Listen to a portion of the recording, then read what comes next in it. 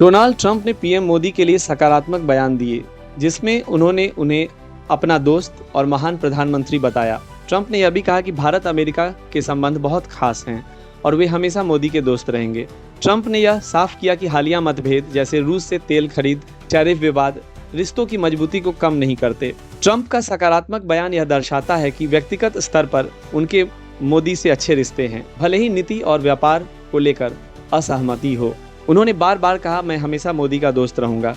वो एक महान प्रधानमंत्री हैं, इसका मतलब है कि वे मजबूती से भारत अमेरिका दोस्ती पर विश्वास रखते हैं। ट्रंप ने भारत के रूस से तेल खरीदने की आलोचना की और भारत पर 50% उच्च टैरिफ लगाया, पर फिर भी संबंधों को विशेष बताया। उनका कहना है, हमारे बीच कभी कभी नीति मतभेद हो सकते हैं, पर रिश्तों की बुनियाद मजबूत है और यह अस्थायी है। पीएम मोदी ने ट्रंप की टिप्पणी का स्वागत करते हुए कहा, मैं राष्ट्रपति ट्रंप की भावनाओं और हमारे संबंधों के सकारात्मक आकलन की गहराई से सराहना करता हूं और इसका पूरी तरह से सम्मान करता हूं। मोदी ने कहा, भारत और अमेरिका के बीच बहुत ही सकारात्मक और अग्रणी व्यापक वैश्विक रणनीति साझेदारी है। भारत ने हाल ही में अमेरिकी टैरिफ और रूस यूक्रेन संघर्ष के दौरान अमेरिका के दबाव के बावजूद संतुलन और संयम दिखाया। मोदी सरकार ने दोनों देशों के हितों और वैश्विक साझेदारी को ध्यान में रखते हुए कोई तीखा जवाब देने के बजाय संतुलित बयान जारी किया। विदेश मंत्री एस जयशंकर ने भी कहा कि पीएम मोदी अमेरिका के साथ साझेदारी को बहुत महत्व देते हैं और ट्रंप से उनके व्यक्तिगत संबंध अच्छे रहे हैं।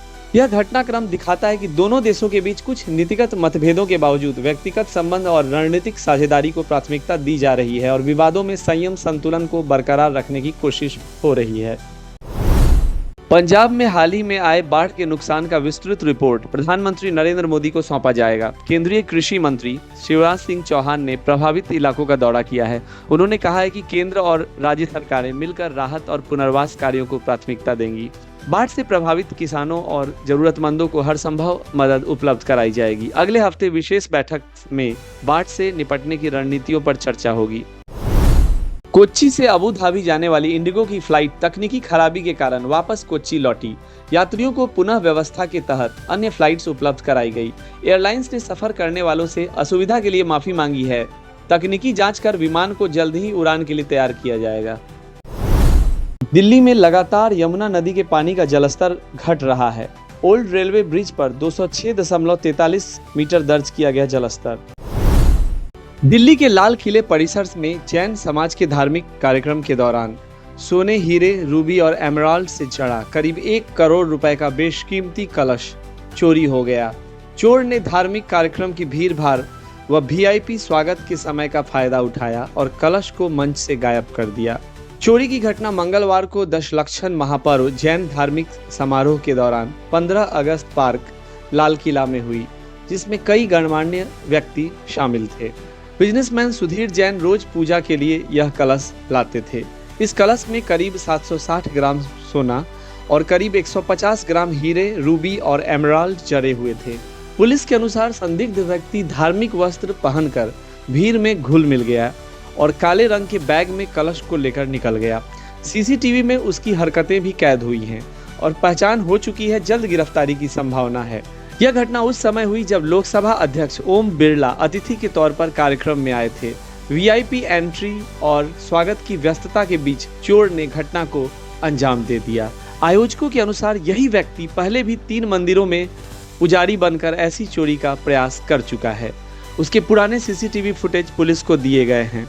इस घटना ने लाल किले की सुरक्षा और धार्मिक समारोहों के दौरान सतर्कता बढ़ाने की मांग को फिर जोड़ दिया है। पुलिस ने आईपीसी के तहत केस दर्ज कर लिया है। सीसीटीवी फुटेज और फॉरेंसिक की जांच जारी है। टीम बनाकर चोर को पकड़ने की कोशिश चल रही है। यह चोरी देश की विरासत से जुड़े ऐतिहासिक स्थल के साथ साथ धार्मिक आस्था पर भी बड़ा सवाल उठा रही है, जिससे सुरक्षा व्यवस्थाओं को और कठोर करने की आवश्यकता है। महाराष्ट्र के प्रमुख गणेशोत्सव लाल बाग के राजा की आज 6 सितंबर 2025 को सुबह आरती हो चुकी है। इस वर्ष भी लाखों भक्तों की उपस्थिति के साथ आरती की भव्यता रही। लाल बाग के राजा श्री गणेश की शोभा यात्रा भी आज शुरू हुई। इसमें भक्तजन बड़े उत्साह और श्रद्धा के साथ हिस्सा ले रहे थे। लाल बाग के राजा का गणेशोत्सव 27 अगस्त से शुरू होकर 7 सितंबर तक चलता है। हर साल की तरह इस बार भी यह शोभा यात्रा मुंबई में बड़ी और धूमधाम से आयोजित की गई। इस दौरान भक्तों का आस्था का सागर उमड़ता है और बप्पा की आरती धूमधाम से होती है।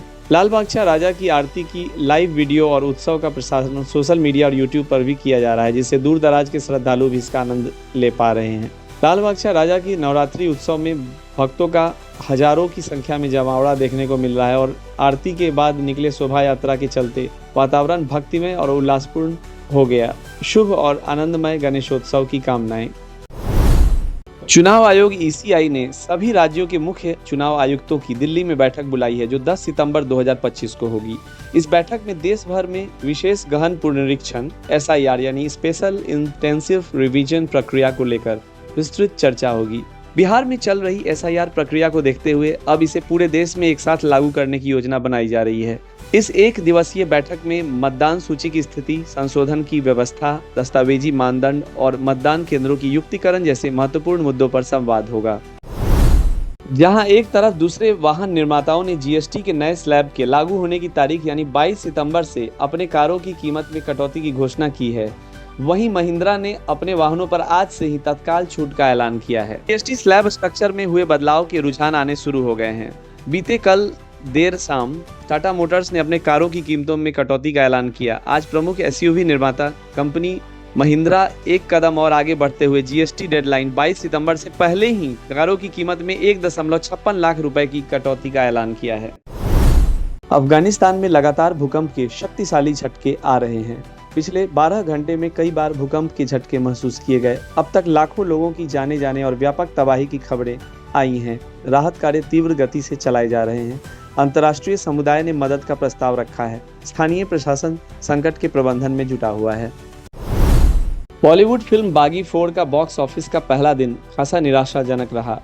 टाइगर श्रॉफ की यह फिल्म पहले दिन केवल 12 करोड़ की कमाई कर पाई, जो कि बागी 3 के पहले दिन के कलेक्शन से काफ़ी कम है। बागी 3 ने पहले दिन 17.5 करोड़ की कमाई की थी, जबकि बागी 2 का पहला दिन 25 करोड़ का था, जो इस फ्रेंचाइजी का सबसे बड़ा ओपनिंग रिकॉर्ड है। बागी 4 की कमाई की विशेषताएं। बागी 4 ने अपने पहले दिन देश भर में लगभग 4000 शो लगाए, जिसमें दिल्ली, NCR और मुंबई का सबसे बड़ा हिस्सा था।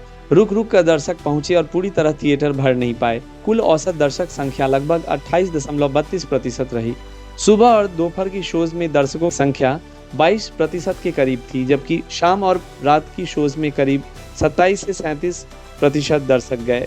फिल्म को A यानी एडल्ट सर्टिफिकेट मिला है, जिससे कम उम्र के दर्शक थिएटर नहीं जा पाए, जो कि कमाई पर असर डाल रहा है। बागी 4 ने बागी 1 यानी 11.85 करोड़ से थोड़ा बेहतर प्रदर्शन किया, लेकिन यह बागी 2 और बागी 3 की पहले दिन की कमाई से पीछे है। साथ ही इस दिन रिलीज हुई तमिल फिल्म मदभारती ने 13 करोड़ की कमाई के साथ बागी 4 को पीछे छोड़ दिया। बागी 4 में संजय दत्त भी मुख्य भूमिका में है। हालांकि इसके बावजूद फिल्म दर्शकों को जोड़ने में सफल नहीं रही। फिल्म की जबरदस्त एक्शन सीक्वेंस की तारीफ हो रही है, लेकिन आलोचक समीक्षाओं में मिश्रित प्रतिक्रियाएं मिली हैं। इसके अलावा फिल्म की हिंसक सामग्री के कारण A सर्टिफिकेट भी कमाई को प्रभावित कर रहा है। बॉक्स ऑफिस पर निराशाजनक शुरुआत के बाद यह देखना है कि फिल्म आगे कैसा प्रदर्शन करती है, खासकर सप्ताहांत में। इस प्रकार बागी 4 के पहले दिन का प्रदर्शन फ्रेंचाइजी के पिछले 2 हिस्सों से कमजोर रहा, जिससे फिल्म का बॉक्स ऑफिस सफर थोड़ा चुनौतीपूर्ण होने का संकेत मिलता है।